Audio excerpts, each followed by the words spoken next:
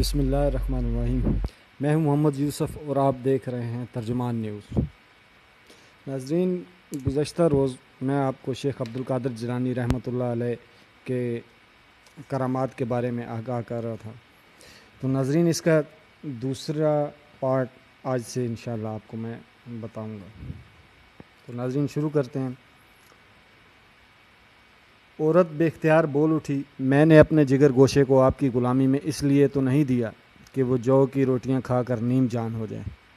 آپ رحمۃ اللہ علیہ نے اسے شفقت سے سمجھایا کہ ریاضت کا ایک ہی نتیجہ ہوتا ہے کہ جسم کمزور ہو جائے تاکہ روح طاقت حاصل کرے۔ تمہارا بیٹا بھی اسی مرحلے سے گزر رہا ہے۔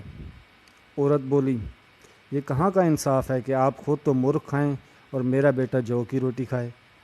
آپ رحمۃ اللہ علیہ نے کسی ناگواری کا اظہار کیے بغیر مرغ کی ہڈیوں پر ہاتھ رکھ دیا اور بآواز بلند فرمایا، اللہ کے حکم سے کھڑی ہو جاؤ جو بوسیدہ ہڈیوں کو زندہ کرنے والا ہے۔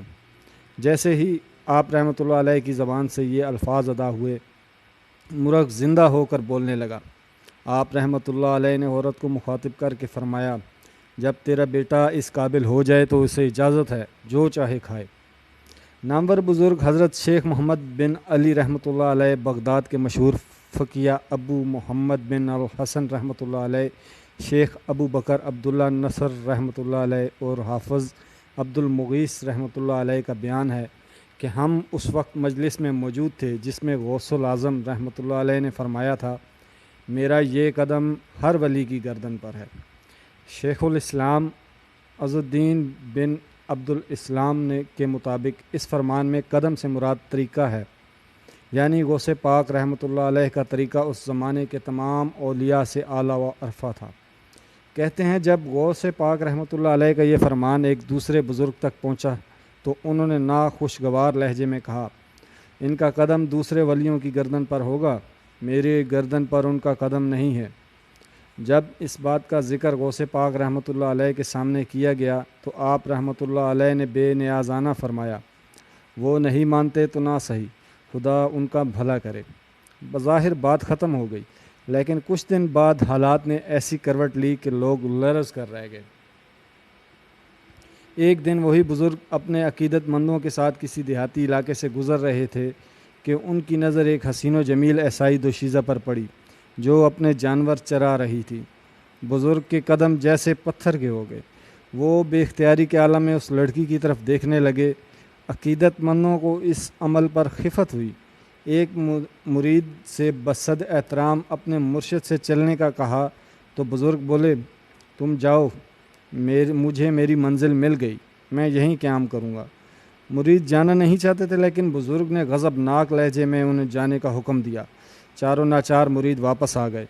اگلے دن ایک مقرب مرید اسی جنگل میں پہنچا تو اس نے دیکھا کہ بزرگ کسی ملازم کی طرح اس عیسائی لڑکی کے پیچھے پھر رہے ہیں۔ مرید بولا، حضور واپس چلیے، علم کے پیاسے آپ کی مجلس و واعظ کے منتظر ہیں۔ کیسے پیاسے اور کیسی مجلس؟ میں اس کے سوا کسی کو نہیں جانتا۔ بزرگ نے عیسائی لڑکی کی طرف اشارہ کیا۔ کچھ دن بعد پھر وہی مرید مرشد کی محبت میں ادھر جا پہنچا۔ اس نے دیکھا کہ جنگل میں عیسائی لڑکی کا دور دور تک پتہ نہیں اور بزرگ اس کے جانور چرا رہے ہیں۔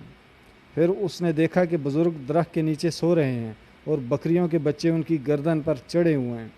تب مرید کو بزرگ کے الفاظ یاد آئے، میری گردن پر عبدالقادر جیلانی کا قدم نہیں ہے۔ وہ لرز اٹھا اور آگے بڑھ کر بزرگ کو اٹھا دیا۔ شیخ، میں آپ کا خدمتگار ہوں، میں تمہیں نہیں پہچانتا۔ بزرگ کی آنکھوں میں کوئی شناسائی نہ ابھری۔ مرید نے عرض کیا، کیا آپ کو قرآن پاک بھی یاد نہیں؟ بزرگ کچھ دیر تک جیسے ذہن پر زور دیتے رہے اور پھر بولے، ہاں ایک صورت یاد ہے، قل هو اللہ احد۔ مرید کی آنکھوں میں آنسو آ گئے۔ جو کبھی اپنے وقت کا بہترین حافظ قرآن تھا، آج اسے محض 4 آیتیں یاد تھیں۔ وہ چپ چاپ واپس آ گیا۔ پھر لوگوں نے دیکھا کہ وہ غوث پاک رحمۃ اللہ علیہ کے قدموں سے لپٹا ہوا فریاد کر رہا ہے، سیدی انہیں معاف کر دیجئے۔ کسے معاف کر دوں؟ آپ رحمۃ اللہ علیہ نے شفقت سے پوچھا۔ مرید نے تمام واقعہ دہرا دیا۔ حضرت نے فرمایا، میرے دل میں ان کے لیے کوئی غبار نہیں، یہ سب اللہ تعالیٰ کی طرف سے ہے۔ پھر بھی میں کہتا ہوں، کہ میں نے انہیں معاف کیا۔ غوث پاک رحمۃ اللہ علیہ نے بآواز بلند فرمایا، آپ ان کے حق میں دعا فرمائیں، وہ اپنے حواس میں نہیں، مرید کے آنسو تھمنے کا نام نہ لے رہے تھے۔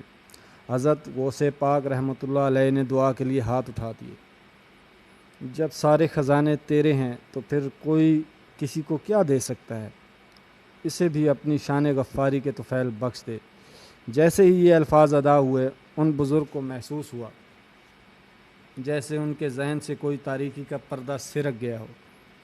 پھر سب نے دیکھا کہ وہ بزرگ اپنی خانقاہ کی طرف جانے کے بجائے غوث اعظم رحمۃ اللہ علیہ کی خدمت میں حاضر ہوئے اور عرض کیا، سیدی میری گردن پر بھی آپ ہی کا قدم ہے۔ سید عبدالحسن رحمۃ اللہ علیہ کا بیان ہے کہ ایک مرتبہ بغداد کا مشہور تاجر ابو غالب فضل اللہ غوث پاک کی خدمت میں حاضر ہوا اور آپ رحمۃ اللہ علیہ کو اپنے گھر دعوت پر بلایا۔ آپ رحمۃ اللہ علیہ کچھ دیر سر جھکائے سوچتے رہے۔ اہل مجلس کو خیال گزرا کہ آپ رحمۃ اللہ علیہ انکار فرما دیں گے، کیونکہ آپ رحمۃ اللہ علیہ کو عمرہ کے گھر جانا پسند نہ تھا۔ کچھ دیر بعد آپ رحمۃ اللہ علیہ نے سر اٹھایا اور اس کی دعوت قبول فرما لی۔ ناظرین، آپ سے گزارش ہے کہ میرے چینل کو سبسکرائب کریں۔ مزید اس کا اگلا حصہ آپ کو دوبارہ انشاءاللہ سنایا جائے گا۔ اگلے پارٹ میں آپ انشاءاللہ اس کا مزید حصہ سنیں گے۔ جنہوں نے ابھی تک میرا چینل سبسکرائب نہیں کیا، برائے مہربانی چینل سبسکرائب کریں اور دیکھتے رہیں ترجمان ٹی وی۔ بہت شکریہ آپ کا۔